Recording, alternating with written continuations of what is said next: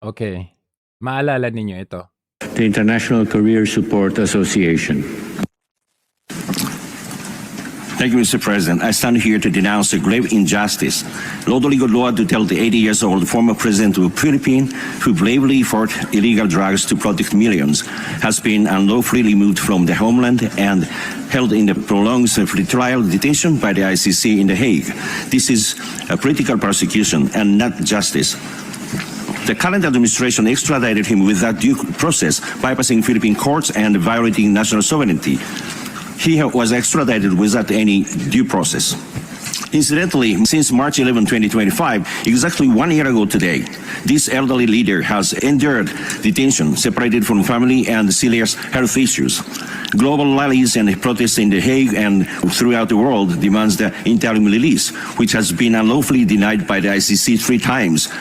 This over 1 year pretrial detention raises profound question about compliance with the Rome Statute's guarantees of human treatment and speedy trial. It is an affront to human dignity and the abuse of international justice for political ends. We urge this Council to demand humanitarian review and interim release of President Duterte. Justice must be fair, not a weapon against the people. The majority of the Filipino voice will not be silenced and depressed. Thank you very much. Okay. So, ayan na-interview siya para mas maintindihan natin kung saan siya nagmumula, kung bakit gano'n yung sinasabi niya, especially the fact na siya ay taga-human rights. Parang taliwas ata yun sa laban ng mga human rights na yung yung reputasyon na alam natin sa human rights na parang kumakampi sila sa mga addict, sa mga kriminal. Ito kakaiba, taga-human rights siya. Pero kakaiba siya. So, para mas malaman natin, na-interview siya ng SMNI, and I'm sure hindi siya interviewin ng mga ibang mainstream media dyan dahil ito ay tataliwas doon sa ginawa ng amo nila. Panoorin natin itong interview na to. People are asking if your speech recently at the United Nations Human Rights Council was an AI-generated video. They don't. Yes, am I AI? Yeah, they don't believe that the speech existed, and they're calling it fake. Now, Yeah. What is your response to those allegations? Well, maybe they think it won't happen, and they don't believe what is going on. But basic thing is that human rights is not the only regional thing, right? And okay, if they want to believe that the AI, that's going to be okay because they don't understand.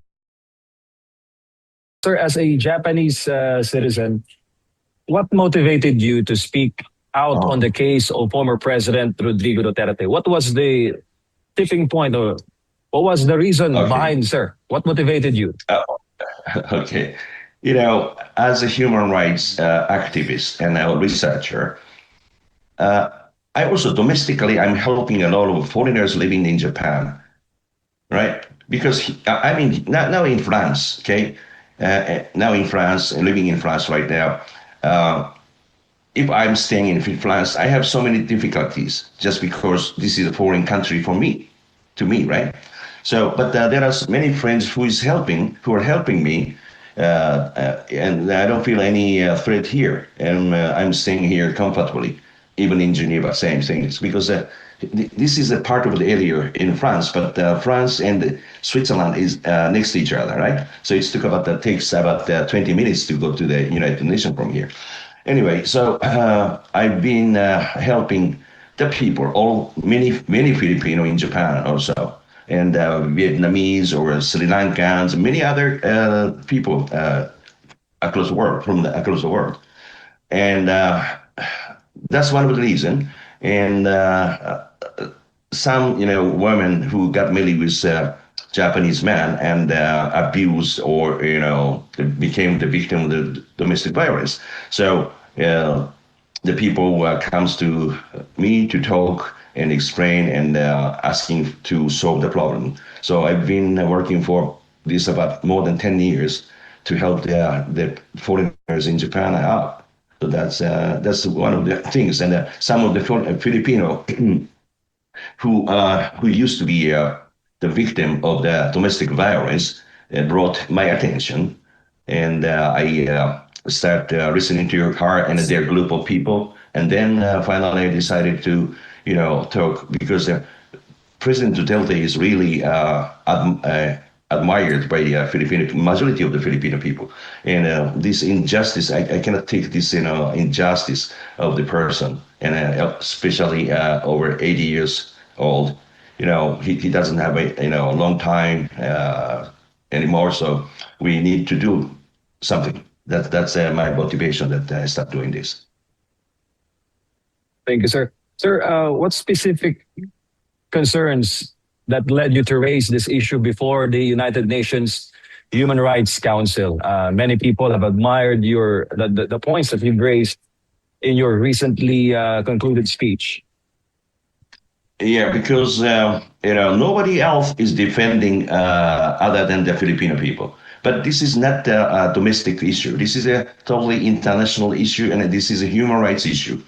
And as a human rights defender at the United Nations, first of all, if you want to bring some issues to the United Nations, at least you have to try to solve the problem within the country, right? Yeah, this is the basic rule. And so that means, if you do everything within the country and even cannot solve the problem, then you are allowed to bring the issue to the United Nations. So this is a basic rule of the United Nations. So if you are not doing properly within that Filipino judicial system, then it is violating to use the international body like ICC or Interpol or United Nations. So I found this problem is not discussed within the Philippines and then directly brought it to the Interpol or ICC. So this is totally injustice, so which I cannot accept. That's the reason why I brought it to the United Nations. Sir, specifically, you've mentioned concerns about Philippine sovereignty in your speech Yes. at the UN. How exactly do you believe that the Philippine sovereignty was not upheld or upheld in the case of the former President Duterte? First of all, here the Filipino domestic court didn't discuss anything, right? Nobody brought it to the court. So, but ICC is talking about Duterte. This is totally nonsense. You have to discuss or you have to, if you want to criminalize him, you have to bring it to the court first for evaluation or, to investigation. However, they didn't do it, and they just surrendered to ICC. So that means ICC is superior than Filipino sovereignty. This is wrong. Okay, so the matter or internal affair of the Philippines have to be decided by Filipino, not the ICC. Okay, so is the ICC is above your Supreme Court in Philippines? No, I don't think so. That's what I'm thinking.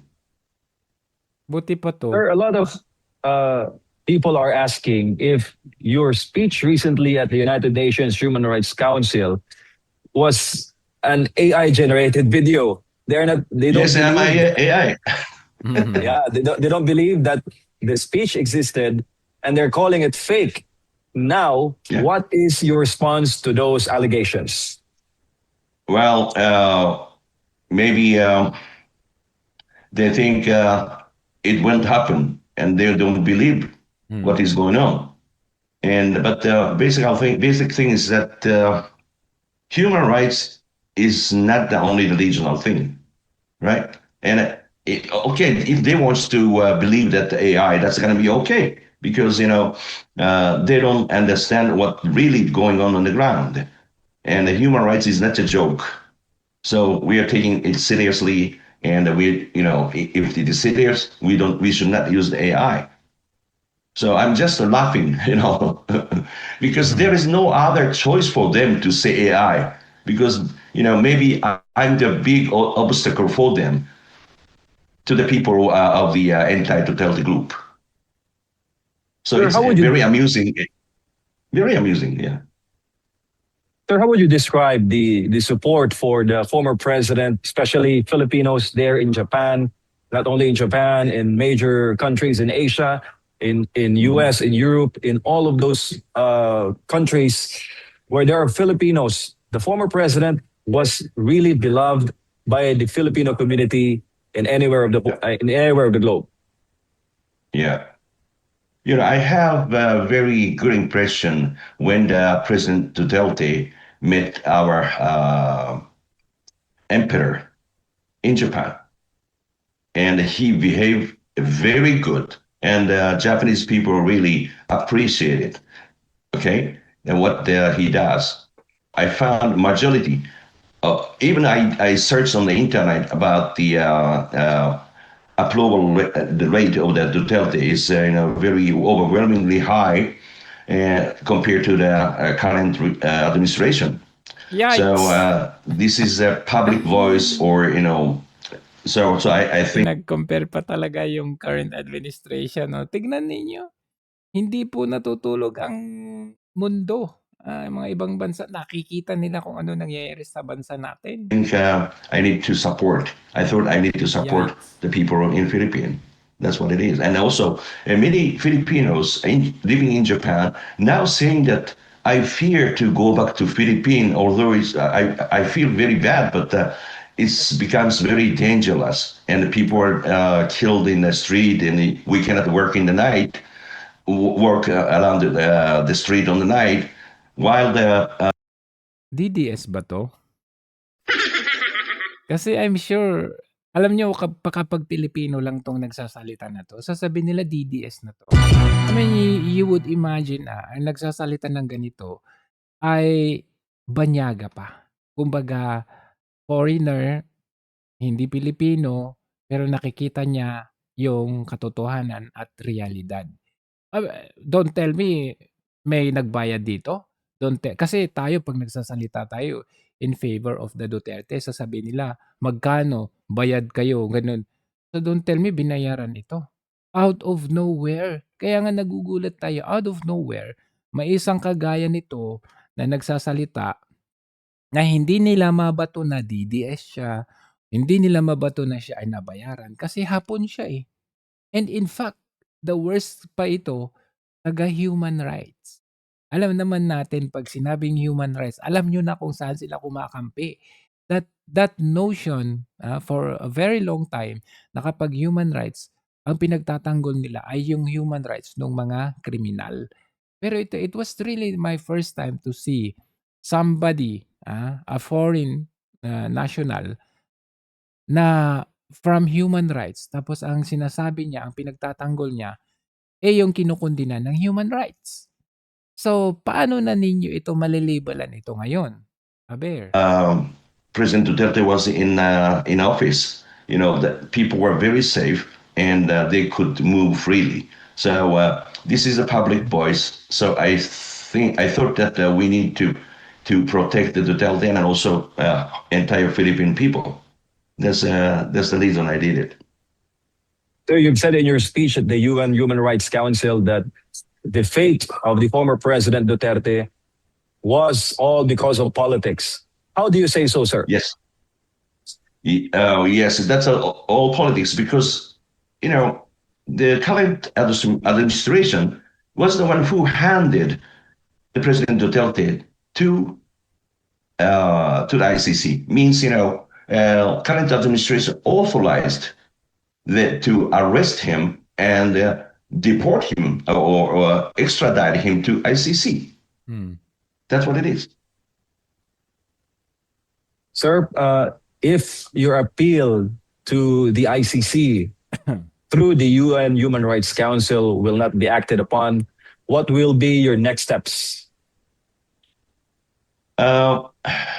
Actually, I was thinking to hold a kind of conference within the Japanese society, first of all, to have kind of to support, or this is injustice. So not support Duterte, or not supporting Duterte. It's nothing to do with the support, but this is injustice. So we have to counter with the injustice. So I was thinking to have a conference in Tokyo, or Congress building, gathering with the Filipino people, Filipino society, or group of people in Tokyo. What is your message to the Filipino people that are Message to the watching, Philippine people. that is watching closely the issues Okay. hounding the former president in the International Criminal Court? Okay, so the people in the Philippines and Filipino society and abroad, please stay strong and unite each other, because your voice is most important things, and maybe we can change the narrative which was manipulated by certain power. So we need to stay strong, and Wow. I commit to do whatever I can do for you, your people. Wow. The reason is because, Prime Minister Abe, who was assassinated, unfortunately, but he's the only one who was invited to Mr. Duterte, President Duterte's home as a friend, right? So this is one of the reasons that I admire Wow. President Duterte. And now he's in a very bad shape, in a very bad health condition. So, we really need to get him out of the jail. And he doesn't deserve. Grabe ano, I mean, tumayo yung balahibo ko dun kasi bakit kanyo? They in general, the Japanese people, kumbaga parang ano to parang very sacred sa kanila yung friendship ni PM Abe at saka si PRRD noong time na yun. Kasi you could imagine 'no, siya lang talaga ang in-invite ni PRRD, and puwede namang maghindi yung si, Abe, 'di ba? Pero pumunta siya all the way from Japan to Davao, dun sa bahay mismo ni PRRD. Ang kinakatuwa ko dito is yung appreciation ba nila, na parang tumatak sa puso nila na itong taong ito, good guy, good-hearted man, niyaya niya yung prime minister namin, and we are so thankful of that. Kumbaga merong ano 'to, pagtatanaw ng, hindi lang utang na loob, kundi good camaraderie na very taliwas doon sa ginawa ni Marcos Jr. na tinrato naman ng sobrang higit pa sa napakabuti si Marcos Jr. Na-redeem nila yung pangalan nila through yung nalibing sa libingan ng mga bayan yung tatay, hindi nakulong yung kanilang nanay. Tapos sinuportahan pa nung 2022 para siya maging presidente. Tapos ito yung igaganti. So, nananalay 'no, sa dugo ng mga Hapon yung gano'ng kaugalian nila na kumbaga ano, sa atin may term na utang na loob. I don't know kung may term na utang na loob sa Japanese language, pero mas nai-a-apply nila yun sa kanilang sa sarili nilang sa sarili nilang pamumuhay at sa sarili nilang, race kumbaga or nationality sa dugo nila. Tayo, marami pa rin sa atin yung traitor. Yung bang kagaya ng administrasyon ngayon, you would imagine 'no, ito coming from a Japanese national na human rights, ang hirap itong sagutin, ang hirap itong bigyan ng label kasi Japanese siya, hindi siya Pilipino.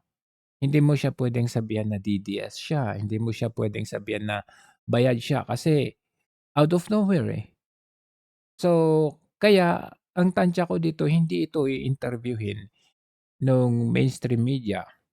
Yan ang antayin natin kung interview nila ito. Deserve to be in the jail. He deserved to be in there, Ano? and he doesn't deserve to be in the jail. He doesn't deserve. Siya pa nagsasabi. Tapos yung mga loyalista nga, yung mga tanga talaga, tuwang-tuwa sila. Ano pa, parehas pa sila ng kumbaga idol na nila si La Trillanes, sila De Lima. Parehas sila ng linyada na tatay mong karton, sana maging abo na siya pag-uwi, yung mga gano'n ba. Tapos ito Hapon, taga-ibang bansa, taga-human rights pa. So paano na 'yan? Sino ang mas Pilipino sa inyo ngayon dito sa He Hapon deserved Hapon? to be back to Philippines to get the medication, or Biruin ninyo, to get the medication? preferably I want Duterte to take to Japan to get the medication in Japan so that he Wow, medication in Japan, very advanced 'yan. will be safe. That's my take, and that's a message to the Filipino people. Thank you so much. With- Shunichi Fujiki, Managing Director for UN Affairs. Biruin ninyo That, yun. sir. Thank you so much for your time and God bless. You're welcome. Okay. Siyempre, alam nyo, hindi lang yun. Hindi natin pa rin talaga makakalimutan. Si PRRD ay naging... Ayan, tingnan natin. Naging... powerful. Pasok si Pangulong Duterte sa listahan ng mga pinakamakapangyarihang tao sa buong mundo para sa taong 2016. Sa listahan ng Forbes na binubuo ng 74 na personalidad, nasa ika-70 pwesto ang ating Pangulo.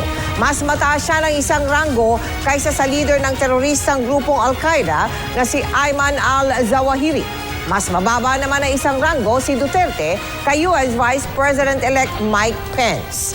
Nangunguna sa listahan si Russian President Vladimir Putin na sinundaan ni US President-elect Donald Trump. Pangatlo, si German Chancellor Angela Merkel. Pang-apat, si Chinese President Xi Jinping. At panglima, si Pope Francis. Oh, di ba? Pasok Si Marcos, meron bang ganyan? Wala. Alam nyo, nakakamiss si Tatay Digong kapag may mga issue na halimbawa yung laglag balagang, na-resolve niya yan. Sa panahon ni Marcos ngayon, may mga daga, may mga ipis at kung ano-ano pang nakakahiya sa NAIA. Pero si PRD, yung nakakatakot na kinakatakutan natin lahat, lalo ng mga OFWs o yung dumadaan sa airport, nawala. Yung kagaya nito. Anong ginagawa ni PRD? Pinapagalitan niya yung mga yan. Tingnan niyo. Sisibakin sa pwesto ni Davao City Mayor Duterte ang lahat ng empleyado ng Ninoy Aquino International Airport o NAIA kung mayroon pang tanimbala scheme sa paliparan. Ang nasabing pahayag ay ginawa isang araw matapos ang halalan at manguna sa bilangan si Duterte. Si Sofia Ocot sa detalye. Nawala yan eh. Kayong nasa NAIA, pag may tanim pa dyan, lahat kayo Tanggal. Ito ang babala ni Davao City Mayor Rodrigo Duterte laban sa mga empleyado ng Ninoy Aquino International Airport hinggil sa isyu ng tanimbala. Banta ni Duterte, sisibakin niya lahat ng empleyado ng NAIA mula sa pinakapinuno ng paliparan hanggang sa police commander na nakaistasyon sa paliparan. Ang nasabing interview ay ginanap isang araw. Ganyan dapat. Kailangan mo silang i-threaten. Kasi si Marcos, paano makikinig? Sabi niya, kayong mga vendors, sana naman hindi kayo magtataas. Anong sana naman? Hindi pwede yung ganun. Kailangan sabihin mo, oras na nagtaas kayo ng presyo ng bilihin dyan, pasasara ko yung mga tindahan ninyo. Mga ganun, kagaya nito. Sabihin, sana naman hindi kayo, sana naman, ano yun, nakikusap ka lang sa bata? Matapos ang Hindi eleksyon. talaga makikinig yung mga yan. I do not care even if your chief of office or your CEO there knows or has nothing to do with it. Istasyon ganon rin. Kung ang chief of police, hindi niya kontrolado ang police niya at may police niya naglalaro, out sila lahat. Balak niya umanong idestino ang mga ito sa isang isla sa Zamboanga kung saan talamak ang pangingidnap. And I will accommodate you sa Mindanao. Doon sa Kanya. Zamboanga. Magandang ano doon. Zamboanga, maraming beach. Sa harap ng Zamboanga is an Sipadan. island called... Sipadan Anong State. pangalan ng island dyan? Kasi maraming kinikidnap dyan. Diyan na kayo ligo-ligo muna. Si Padan hostage. Pinaniniwalaan na ang insidente ng tanimbala sa NAIA ay bahagi ng extortion racket na nambibiktima ng mga OFW at matatanda. Ayon kay Duterte, ito ang isa sa mga dahilan kung bakit ito nagpasyang tumakbo sa pagkapangulo. I am awed and humbled by the vote given to me by the people. For after all, I did not also ask that I be president. Sofia Okut, I am 1 with 25. Yan, ganyan ang gusto natin. Anyways, ito maganda yung mga nasabi dito ni former Congressman Mike Defensor. Kasi inihahalin tulad niya dito yung former presidents, Joseph Estrada, Gloria Arroyo, na kinasuhan naman sila pero sa Philippine Court. Nakulong naman sila pero sa jurisdiction ng Pilipinas at sa Pilipinas. Unlike yung ginawa kay Duterte, talagang beyond unbelievable. Ayun, hindi ka talaga makapaniwala na nangyari yun or ginawa yun or mangyayari yun. Kasi ni sa hinagap, hindi ko rin talaga ma-imagine na mangyayari yun eh. Kasi unang-una, pinangahawakan natin na wala silang jurisdiction sa atin. Wala na tayo at hindi na tayo membro. Pero sa hindi natin malamang dahilan, papaano nila na isagawa yun? Parang hanggang ngayon di pa rin ako makapaniwala na yung nasa hinagap na hindi mangyayari ay nangyari. Kay Erap Estrada, nagkaroon po tayo ng problema noon. In fact, if you look at the case of Vice President Erap Estrada and kung JV, sa lakas yung main group na lumaban at the time, ang kaso po ni President Estrada was 4 billion pesos. Ang actual case niya dun sa supposed corruption was 150 million pesos. And si Pangulong Estrada nilitis dito sa ating bansa. Dito po ikinulong, dyan po sa veterans where he had a hospital arrest. And then later on, he was convicted and given a pardon by President GMA. Nung si President GMA naman po yung nakulong, ang kaso niya was a 50 million budget of the 360 million intelligence funds of the PCSO. I'm not particular about the case. Pero yung po, parang nagkaroon lang ng note si President GMA na something like okay, GMA.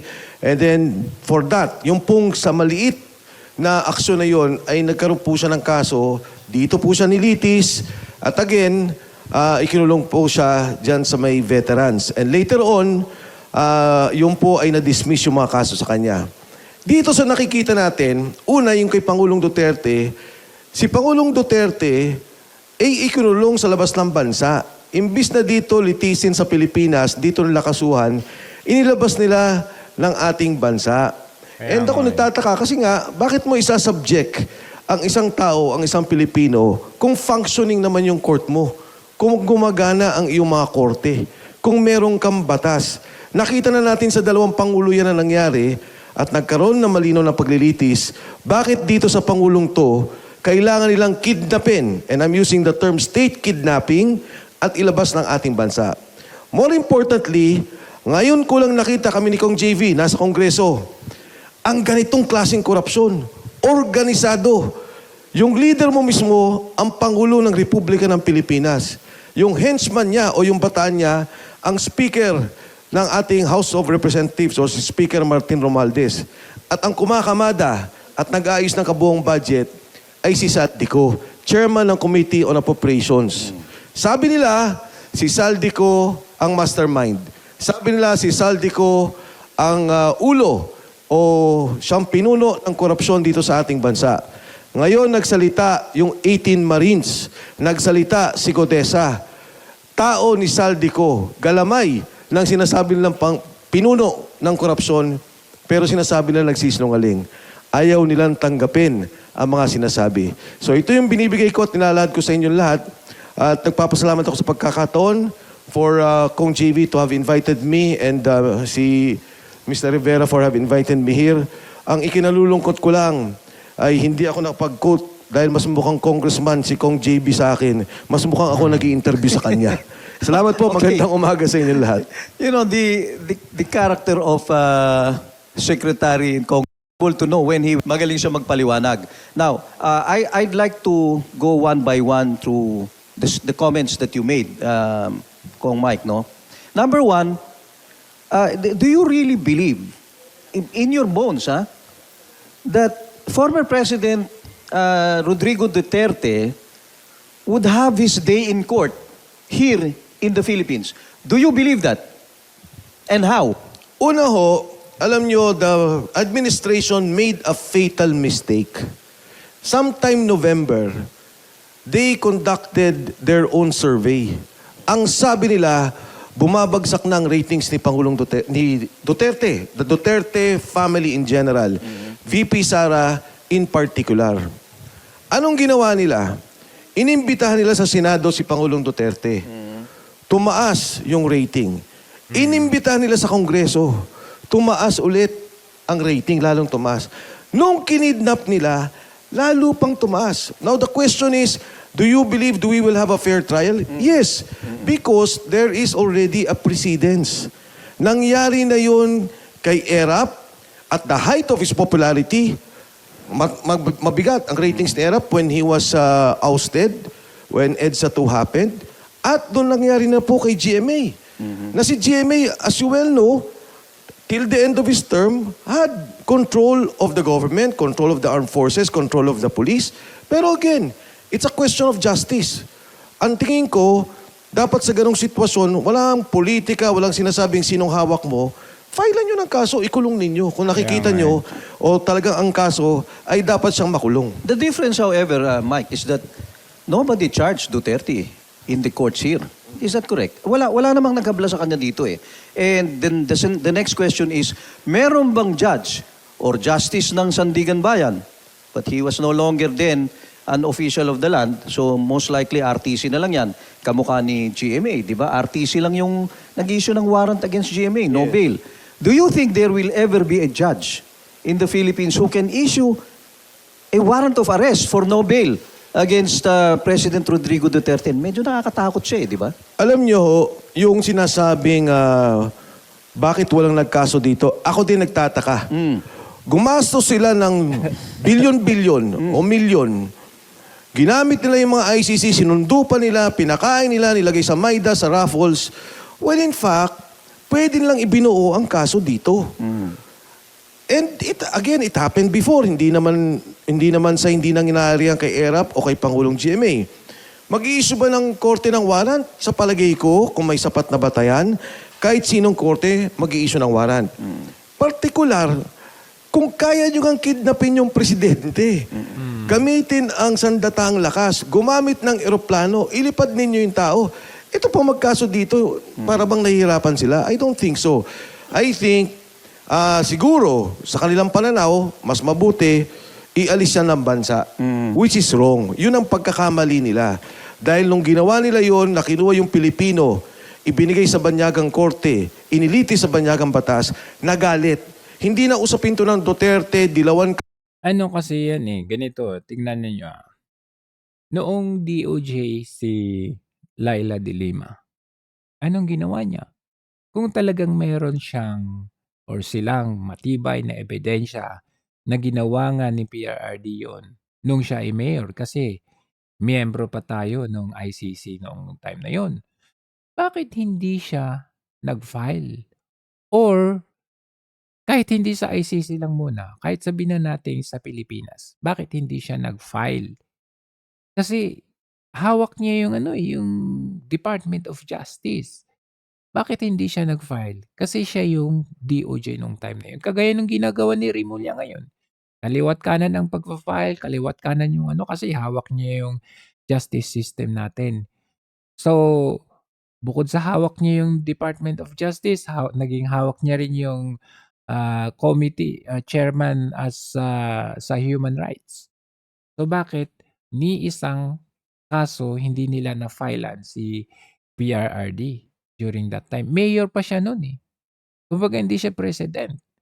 Hindi, kumbaga the power is ano pa, kaya pang i-contain yan. Kasi hindi naman parang president yan na hindi na immune siya sa mga kaso. Mayor pa siya niyan, no? So bakit nung siya ay DOJ, hindi niya na-filean ng kaso?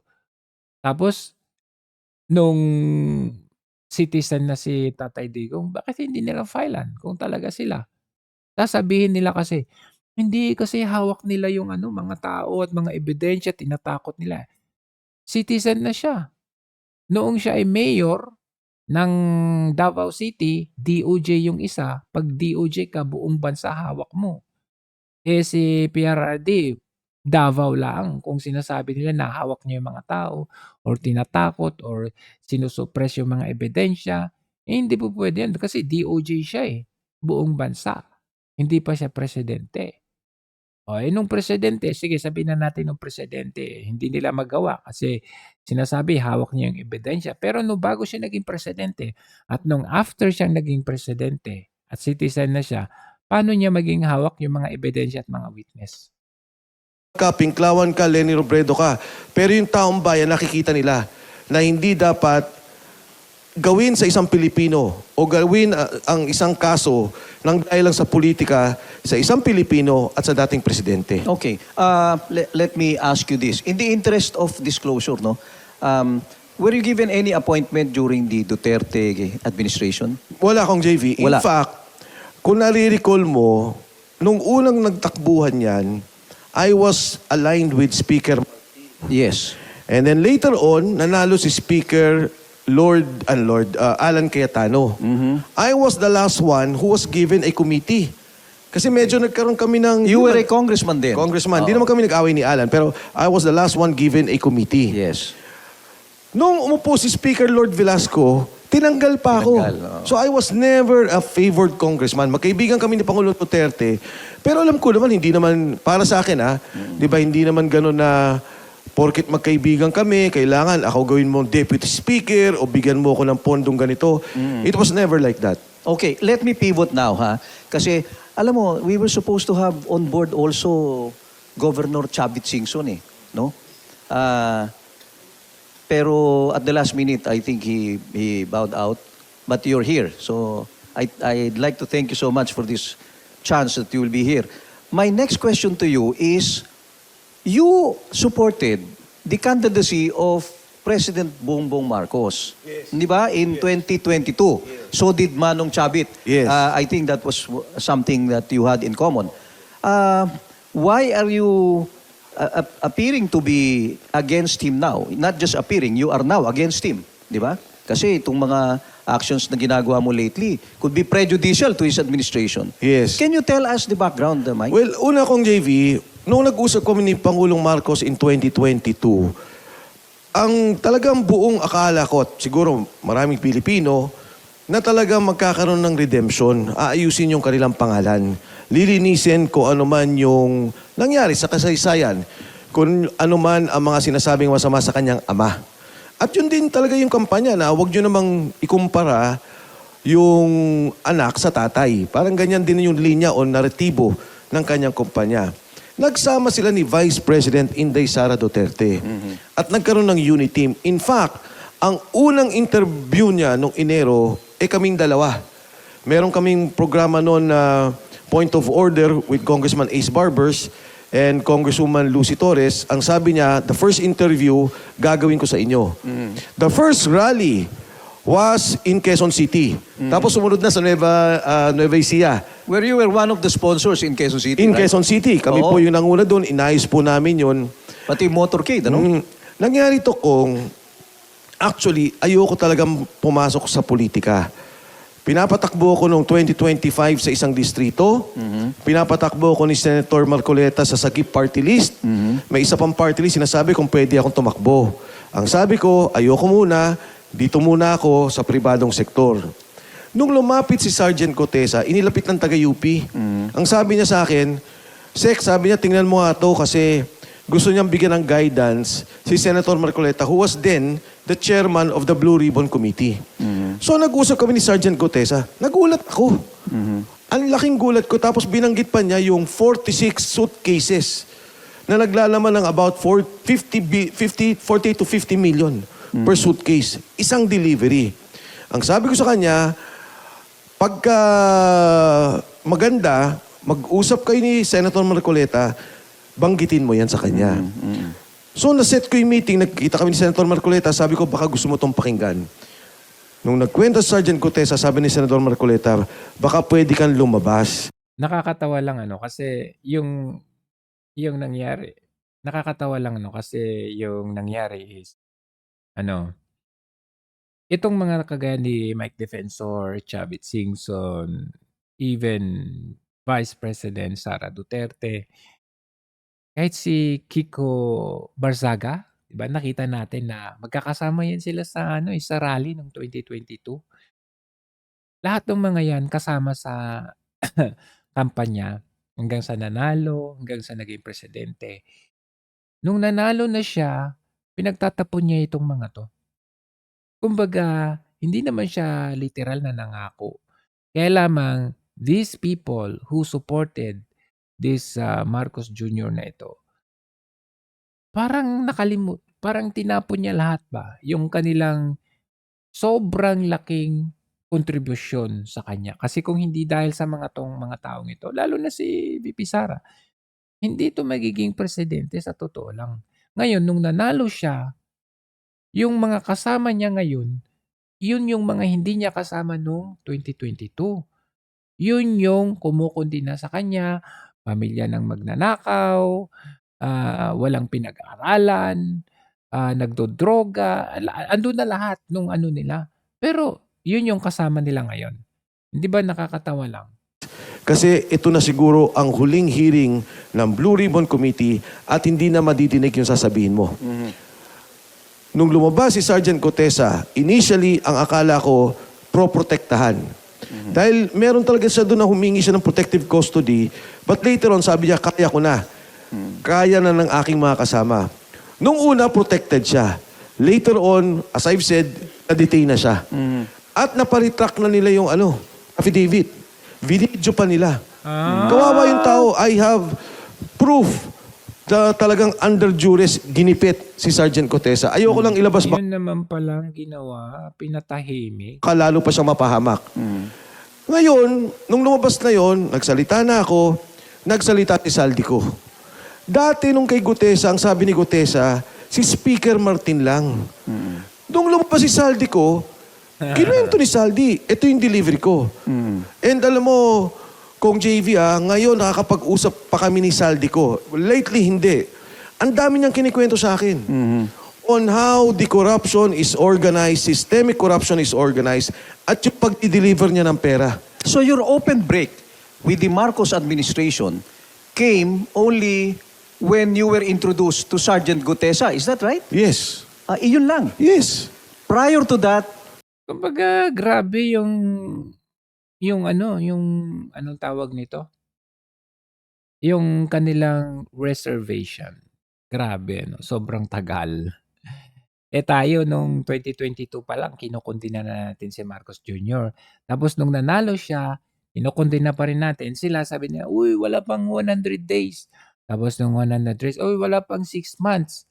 Tapos hanggang sa dumating yung 1 year. 1 year, ayan, may unti-unti nang kumakalas na.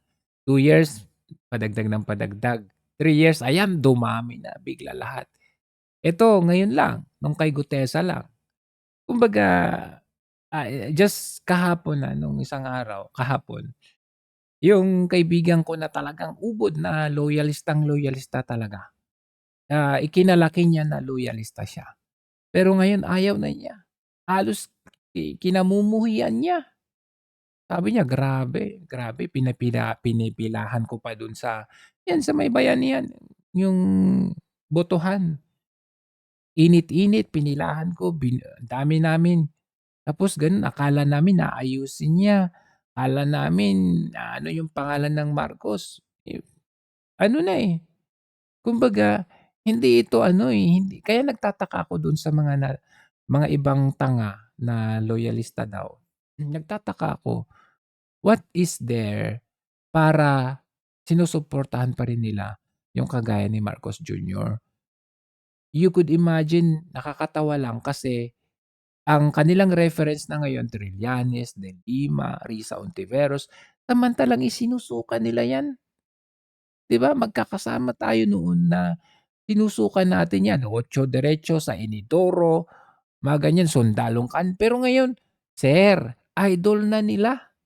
Tahimik You lang were ako. not critical of the Marcos Well, administration. napapansin ko na. Oo. May mga mali Pero na. hindi ka nagsasalita. Hindi ako nagsasalita. Tahimik lang ako. Like many other Filipinos. Tayong lahat. Tahimik lang.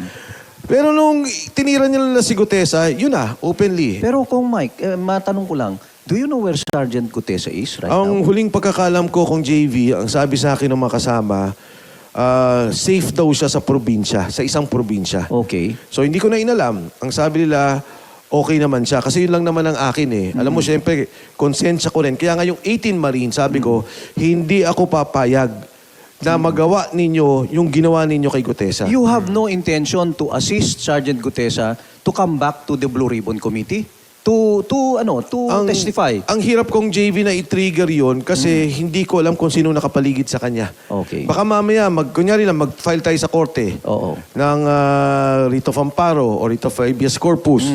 Baka may matrigger na hindi natin gusto eh. Mas gusto ko ng tahimik na lang. So, for all intents Actually, okay din yan. Kasi nakita nyo, recently, anong ginawa nila sa 18 Marines plus Attorney Baligod? Sinampahan nila ng kaso. Kung sino pa ang magbibigay ng kasagutan ng ebidensya na sana dapat yun yung iniimbestigahan nila, yung pangkinakasuhan.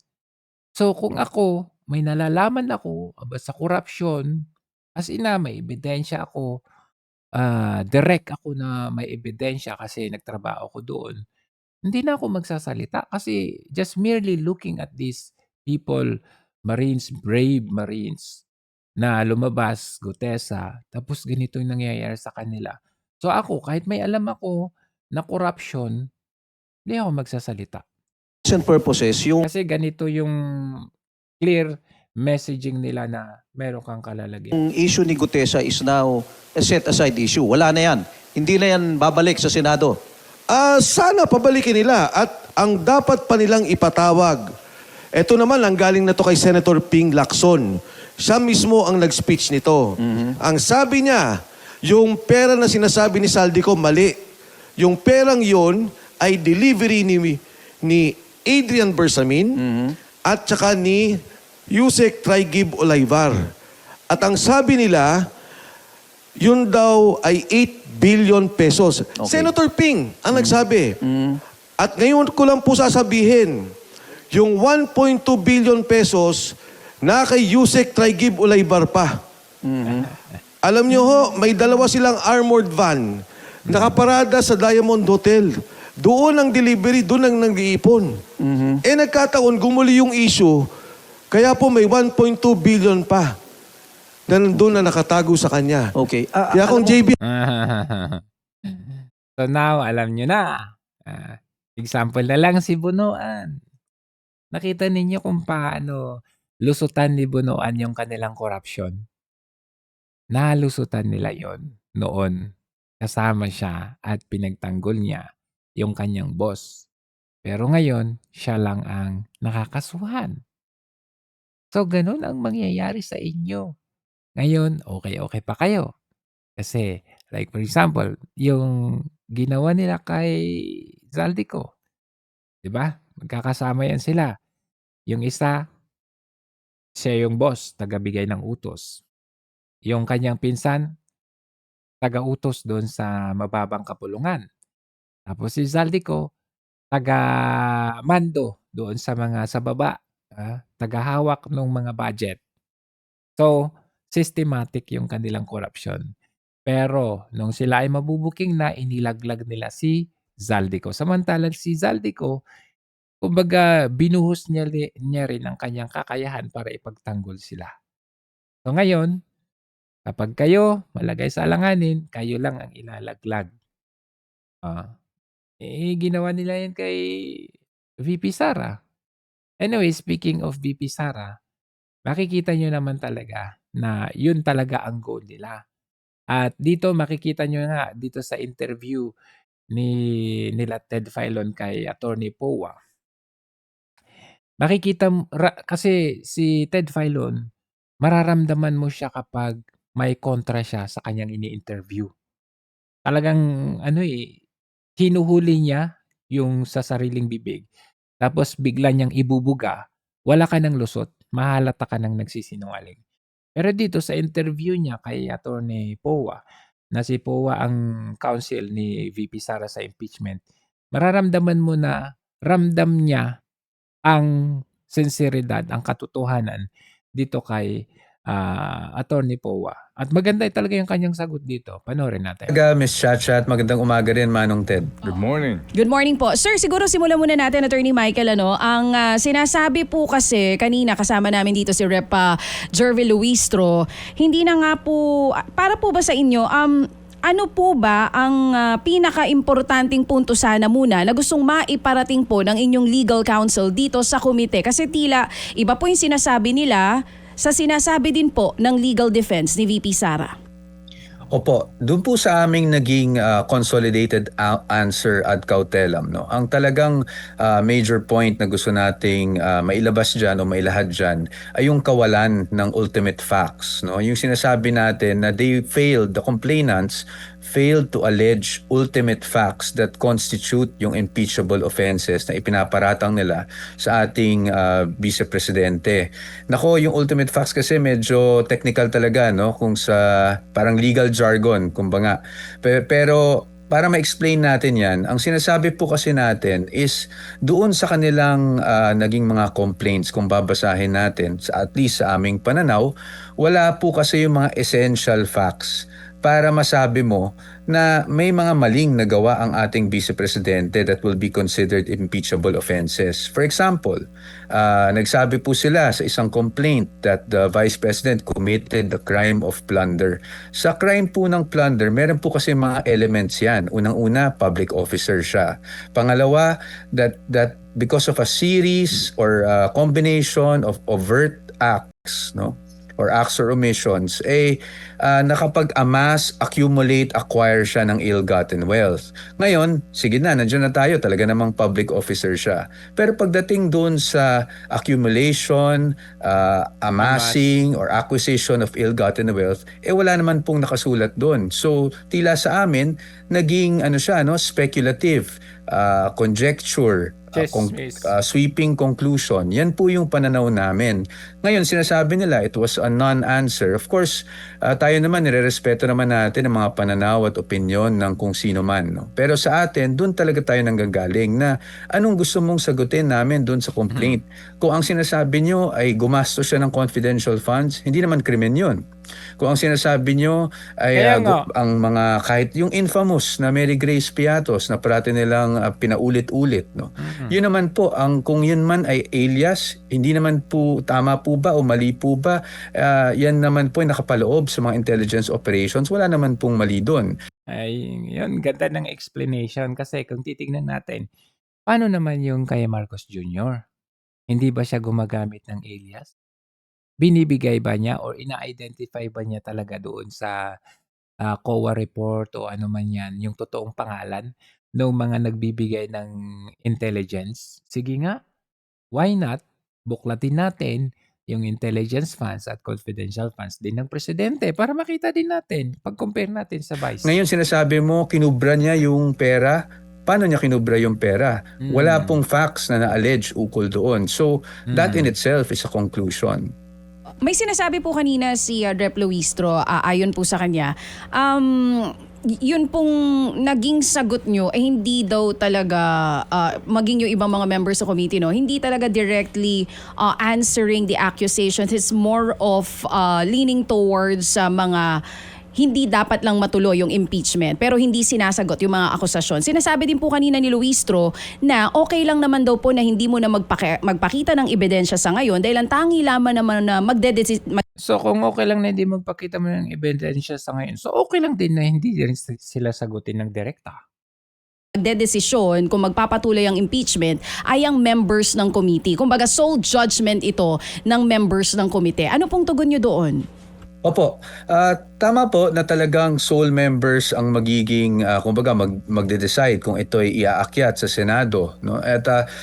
Even in fact kung ibibigay ito sa plenary para magkaroon ng botohan kung iaakyat o itatransmit as articles of impeachment sa Senado. So sa amin naman po, ang talagang punto lang namin doon sa aming naging consolidated answer ad cautelam is wala kaming masasagot dahil ang mga nakapaloob doon ay puro bawang konklusyon lang, no? Pawang haka-haka. Yung mga acts na sinasabi nyo na ginawa niya, for example, the SALN, sinasabi nila biglang nagkaroon ng ill-gotten wealth dahil merong SALN. Parang hindi po namin makita yung logical connection doon. Dahil may pinakita kang SALN, bigla na lang lumaki daw yung SALN at biglang may conclusion. Kaya nga, anong connection? I mean, kailangan nilang i-connect na yung paglaki ng SALN ay nanggaling doon sa confidential funds. Flow na ill-gotten wealth yun. So doon lang naman po talaga kami nanggagaling. Oo. Nauna na po kasing idineklara na sufficient in substance, sufficient in form, at ngayon nga sufficient in grounds para magpatuloy ito pong impeachment ni VP Sara. But still, yun nga, sinasabi po ng inyong hanay na hindi talaga ito dapat na magpatuloy. Pero attorney, dire-diretso na po ito sa March 25, I think, will be the first hearing. Ano na po ang susunod na hakbang ng kampo ninyo? Sa amin naman po, kasi po ang pagkakaintindi ko po doon sa rules ng House on impeachment proceedings, pagdating naman po dyan sa hearing na gaganapin, wala pong pwedeng maging partisipasyon ang mga abogado o ang panig ng Vice Presidente. And so far as pag nagkaroon ng witness, hindi naman po kami pwede mag-cross-examine to test the credibility of these witnesses, no? So, ang pwede lang mag-cross-examine as far as I understand from the rules ay mga members mismo ng Justice Committee. Unfair naman yon. So, ang magagawa na lang po natin dito ay talagang i-monitor yung developments at to ensure that at every stage of these proceedings, protektado ang karapatan ng ating Vice Presidente. Pero kung sakali, Attorney Michael, na ipapatawag po kayo doon, maging yung iba, si VP Sara, is she willing to go doon po sa mga susunod na hearings na gagawin itong For what? Kamara? Hindi naman sila pwedeng magtanong. Sa akin naman po, if you were asking about me, no, as a witness, wala naman pong problema. Ngayon, bilang abogado, I think wala namang point na pumunta pa ako doon bilang abogado dahil I think nasabi na rin ng ating kagalang-galang na chairperson na the duty of the lawyers here, Kagalang-galang ba yan? Yung rapist, yung asawa niya. or the participation of the lawyers there would only be to assist yung kanilang client, which is the Vice President. Ngayon, pagdating kay Vice Presidente, hindi pa namin na pag-uusapan ng masusi yung itong bagay ng pag-a-attend niya ng mga hearings. But definitely, kung mag-a-attend man siya o hindi, this will be based on the advice of counsel. Titingnan natin kung may advantage ba na mag-attend o hindi dahil nga hindi naman pwedeng kami mismo ang magtanong to test the credibility ng mga witnesses na i-represent ng mga complainants. Oo, kasi Attorney Michael, kaya ko yan natanong, kasi di ba po nagsampa kayo ng kaso kay Madriaga. Kasi kung sakali man mangyari ito na ipapatawag kayo ng kamera, may Nagulat sila doon na kala nila hindi lalaban si Walang iya. Pambihira. Kinasuhan si Madriaga. Kasi syempre yun magkakaroon ng clash na yan Dati-rati kasi walang counter filing of case Pero nagulat sila doon sa move ni VP Sara na nag-file siya kay Madriaga na medyo babalasa doon sa flow nung kaso na ikinakaso nila kay VP Sara. Lalong-lalo na kapag guilty itong si Madriaga doon sa file na ikinaso ni VP Sara. That would counter yung final nila na kaso sa impeachment laban kay VP Sara. Kasi hindi totoo yung mga yon. mga accusations Paano pag ganun nangyari? Panalo si VP Sara. po kasi si VP Sara na si Madriaga kasama halimbawa dun sa Kidnap for Ransom group, kung maipapatawag kayo, at least may explain nyo, maipapakita nyo po yung mga ebidensya na hawak ninyo. Ano po sa tingin natin dyan? Ang problema po kasi namin doon is kung ipapatawag man si Mr. Madriaga, Ang tanong pwede ba kaming magtanong kay Mr. Madriaga? Hindi rin naman, hindi ba? That under the rules, bawal kami mag-cross-examine. So, it's a bit one-sided to be blunt about it, no? So, I don't see the point really. But again, that is just my personal opinion Yes. on this matter, no? I will have to talk to the Vice President regarding that. So you feel, Attorney Michael, that it will not be fair? Kung sakali man ito, I don't magdire-diretso want na? to say that it will not be fair because ang disposition ko parati even from my earlier interviews kahit noon pa ay let's always give our lawmakers the benefit of the doubt, diba? That they will do their functions in accordance with their conscience and kung sa constituents nila, no? But again, kung ganun ang sinasabi ko lang is kung ang rules ay nagsasabi na ang panig ng Vice Presidente, meaning us being her defense counsels, cannot test the credibility of these witnesses that they will be presenting because we cannot cross-examine. Ano pa po ang magiging partisipasyon natin doon, hindi ba? Okay. Opo, pwedeng mangyari na mag-waive na rin ng right to appear and face the accusers nitong si VP Sara sa magiging hearing ng Committee on Justice, Attorney Powa. Manong Ted, I have to be candid about it. That is a possibility pero ayoko magsabi ng anything definite because as the proceedings go, if things develop, kung natingin namin kailangan niya mag-appear, papayuhan namin siyang mag-appear. Opo. Doon po sa pagkakataong yun na kaninyo haharap si VP Sara pero hindi naman siya papayagan siya siguro na mag-cross-examine ng mga testigo laban sa kanya. Kayo mga abogado, bubulong lang sa inyong kliyente. Kumbaga po, kung sa panig po ng, sabi nga ni Chairman Luistro, para itong fiscal muna, di ba? Pag-establish po ng probable cause eventually, parang hindi nga lumalabas na even playing field. Di ba? Basically, sa yung pag-analisa. Yeah, well, sa totoo bilang abogado, syempre po, pag tayo po ay nasa preliminary investigation, hindi naman po talaga nagko-cross-examine ng mga abogado. Although, pwede nating idaan ang tanong natin sa mismong fiscal or sa prosecutor. Well, dito, hindi po gano'n. No? Dito kasi only the committee members can ask. So, yun nga po talaga, I would tend to agree. Parang ano ba ang advantage kung pupunta si ang Vice Presidente doon? Tapos hindi naman natin matest ang credibility ng mga maninira sa kanya, for example. Hindi ba? So sa atin, we will have to really monitor the development, see kung may advantage. Kung may advantage naman po, wala naman po problema, we will advise the Vice President. Of course, ultimately, it will be up to her. But sa atin, sa ngayon, syempre, we are concerned with protecting the rights of the Vice President. Yun po ang trabaho namin bilang abogado. But Manong Ted, ko lang, nasabi nyo kasi na, and I agree with the Honorable Chairperson, na parang preliminary investigation ang mangyayari sa harap ng piskal. Pero tandaan natin, in the determination of probable cause, ano bang ginagawa ng mga prosecutor o mga piskal? Hindi ba they are confined to the four corners of the complaint and attach pieces of evidence? So dapat doon maging basehan. Ngayon, kung overwhelming yung evidence, edi madaling mag-determine ng probable cause. But, we're hearing all these statements about issuance of subpoena and all that. While we will not comment on that yet dahil titingnan muna natin yung subpoena, unfair naman kung magsalta na tayo doon. Pero overwhelming ang evidence, bakit may ganito pa? Hindi ba? Kanina nga po, ang una kong punto ho kay Chairperson Luistro, yung claim nga ninyo na nasaan ang ultimate facts dito. At ginawa ko pong halimbawa, yung pong usapin ng unexplained wealth, no? And vis-a-vis disal and irregularity, yung hindi pagkakatugma ng kita sa umano'y yaman. Kasi po, di ho ba ang inyo pong argumento nga dito, nasaan ba dito yung ultimate facts? Gayong lumalabas na wala pang ebidensyang hawak eh. Di ho ba? Ang sinasabi, hihingi pa lang ng bank records o maging AMLAC records or even nga yung BIR records. No?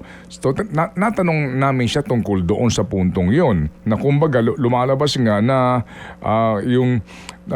dapat evidence muna bago yung hearing, di po ba? Ito nga po kasi sui generis attorney.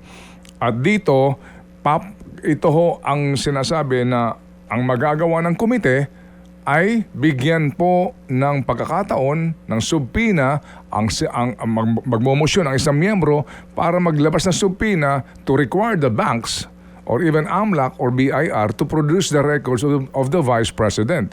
And that's the process, Attorney. Well, yun nga po, no? Although naintindihan natin na sui generis ito, syempre po, lahat ng ginagawa natin ay dapat naayon pa rin sa batas at sa ating mga rules. Ngayon, we do not agree na pwede yung accusations first before evidence. Diba? Dapat, bago ka mag-accuse, meron ka ng ebidensyang hawak. Hindi naman tayo pwedeng mag-aakusa na lang tayo, maninira tayo ng tao, tapos bigla tayo maghahanap ng ebidensya. Hoping na sa paghahanap natin, there is something incriminating that will suddenly come out. Hindi ba? So yun po talaga yung posisyon namin dito. Ngayon, despite all of that, we respect the processes, we respect the Committee on Justice. So tayo naman, ika nga, hindi kailangan sumagot ng Vice Presidente dito, pero we found the need to answer, albeit ad cautelam, para lang ma-point out yung nakikita namin na walang ultimate fact. Pero yun lang po, i-monitor lang natin yung development. Okay. Sige, so you will monitor the development. When will you approach the High Court? Ano ho ang mga pagkakataon o senyalis nito? Because dito ho sa inyo pong answer, meron na ho kayong mga pinupunto na hindi po pagsunod sa due process. Opo. The option to go to the Supreme Court is always there, no? There's always that possibility. Pero sa ngayon, hindi pa ako makapagbigay ng definite. Kasi titingnan natin kung merong mga sa tingin natin ay maling na gawa dito sa committee. Siyempre, gusto natin bigyan chance sa committee muna natin ilatag yan na mali po ito, no? That we disagree, that we oppose mga ganitong bagay. Opo. Ngayon, kung hindi pa rin kami pakinggan, then maybe that would be the appropriate time.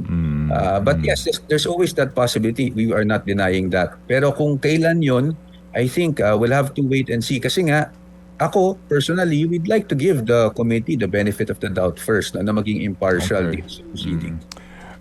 Yung pong resignation na sinasabi, kasi nga napag-usapan niya, sinagot po ni Chairman, na kahit na mag-resign siya, mukhang itutuloy ito kung gugustuhin po ng majority ng mga members. Ano ho ba yung resignation aspect na ito sa panig po ng Vice Presidente para humatigil na ito and then hindi humantong eventually nga sa usaping political na ang decision dito sa kahantungan ng kanyang impeachment? Opo, yung punto po ng resignation ay hindi namin napag-uusapan ng Vice Presidente, no? Because ang Vice Presidente natin, sa pagkakakilala ko sa kanya at sa mga naging pag-usap namin, ang inisip niya parati ay yung 32 million na mga kababayan natin na bumoto sa kanya. So yung resignation, that's really not on the table at this point. Hindi namin napag-uusapan po talaga yan. So tayo, ano lang tayo, kumbaga, kung ito man ay hahantong sa Senado, lalaban lang po tayo dun. I mean, few things to point out dito, no? Unang-una, historically, meron tayong mga tatlong mga nag-resign, nasampahan ng impeachment, pero nag-resign bago pa sila dinggin sa Senado. Kasi from House to Senate, doon sa Senate na ang parang magiging korte. So, like for example, yung tatay ni Benhar Abalos na si Benjamin Abalos Sr. na former chairman ng COMELEC. Nakasuhan yun ng impeachment. Na-impeach na siya sa House pero nung sa Senado na, nag-resign na siya. So, hindi na tinuloy yung kanyang impeachment trial. Si Mercedes Gutierrez din na former ombudsman. Nakasuhan pero nag-resign bago pa dinggin. I mean, nung nag-resign, hindi na tinuloy yung pagdidinig. At pinaka-recent si Andres Bautista ng COMELEC ulit. Ganun din, nag-resign din. So, kumbaga, historically, ganun ang nangyayari. Hindi na tinutuloy kasi considered moot in academic na yun. Ano pang didinggin mo kung wala na yung tao? Nag-resign na nga, di ba?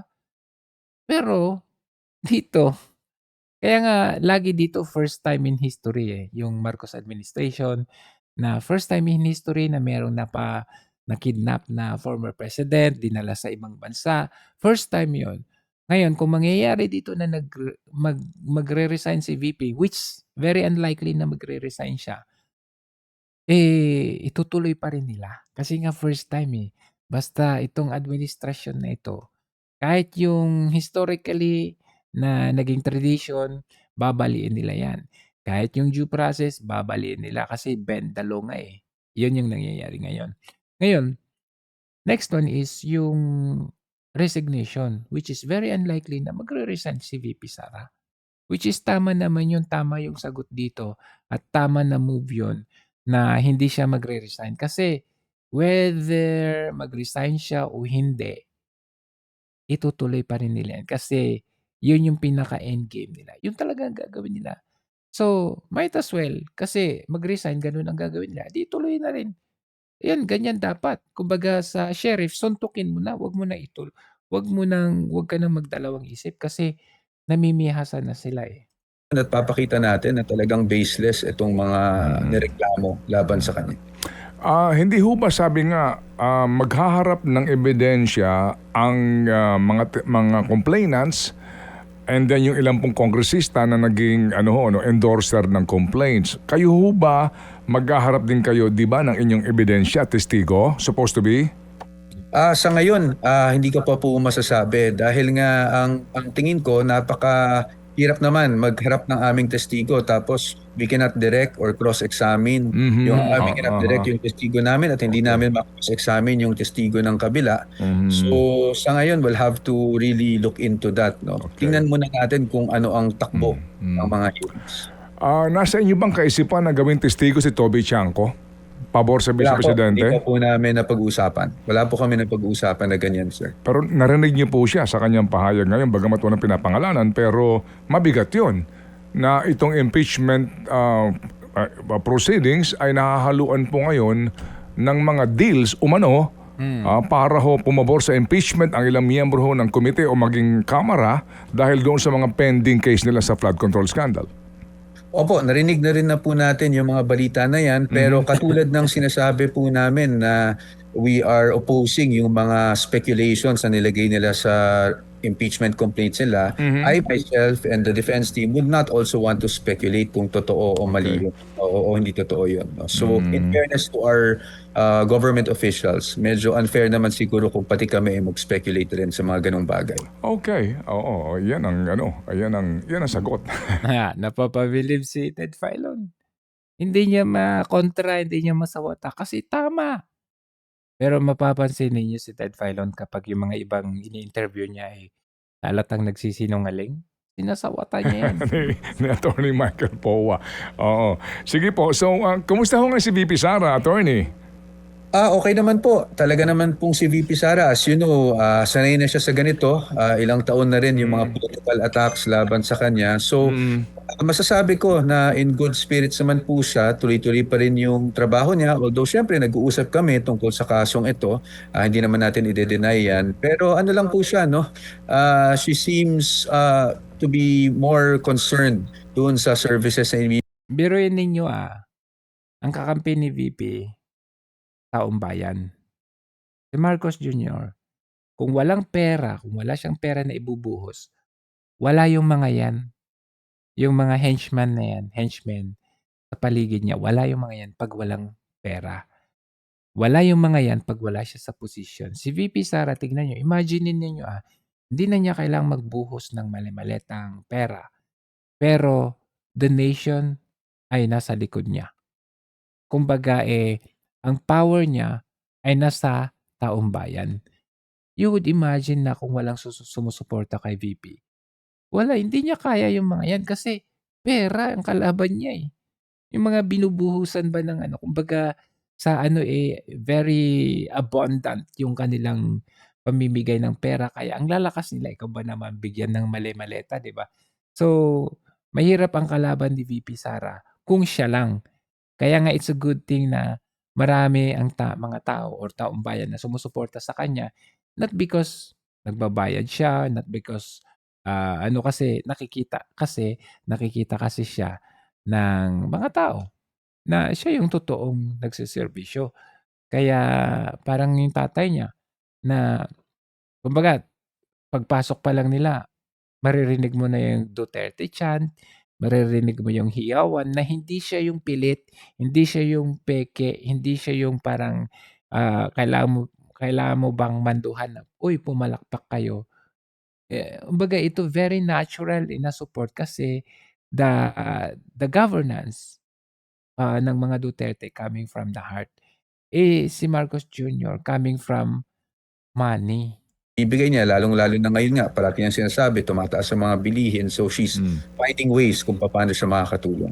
Opo. Kasi sino ba ang kanyang spokesperson po na maaari po namin matanong? Kasi halimbawa ngayon, itong usapin po ng fare increase binawi ni Presidente. Itong usapin po ngayon na higit na po 40 pesos ang inumento po sa presyo ng diesel. Yung kanyang mga kaisipan, kung siya Presidente, paano niya ito ma-manage?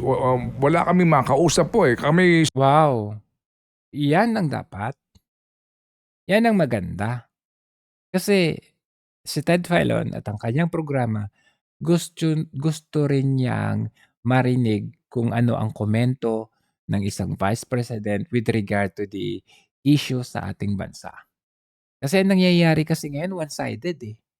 Lagi na lang, ano yun? Yung ano ni Auntie Claire, parang yun na yung bibig ni Marcos Jr. na minsan, ano siya eh, delusional. Na okay tayo, wala tayong dapat ipag-alala. Pero kailangan talaga natin, yung mga kagaya ng ganito, na i-entertain din naman yung panig naman ng Vice President. Kasi nangyayari eh, sagutan eh. Auntie Claire, tapos sasagot si VP. Pero makikita mo, halata mo, unfair pa rin kasi saka lang nila, halimbawa pag may interview or meron silang nakita kay VP Sara, hindi mo na nila i-cover yan. Ang i-cover na nila yung sagot na doon sa sinabi ni VP. Which is very unfair. Sabik na mapakinggan ang kaisipan po ng Vice Presidente kung paano niya ito susugpuin kung siya Presidente. Opo, sa ngayon po, I'm not sure kung accurate yung sabihin ko, pero sa pagkakaalam ko kasi wala po siyang spokesperson sa ngayon. Papa-interview naman siya at naglalabas ng mga statements. So kung meron mang mga ganyang tanong, maaari naman pong itanong So anyway, dyan na po nagtatapos yung ating diskusyon, no, ating programa. Anyway, we covered yung hapon, yung Japanese na human rights advocate, pinagtanggol si VP Sara, tapos si Mike Defensor na kinompare niya yung kay Arroyo at kay Estrada na first time na ginawa na pinalabas yung isang former leader sa ating bansa out of the jurisdiction, yung justice system natin na binastos. Tapos ito si Attorney Michael Boa na talaga nga namang si even Ted Filon is nabibilib eh. The way this lawyer deal or handles the case of VP Sara. And tama lang na ito yung kinuha. And tama lang din yung move ni VP Sara. Hanggang sa muli, maraming salamat. Ingat po.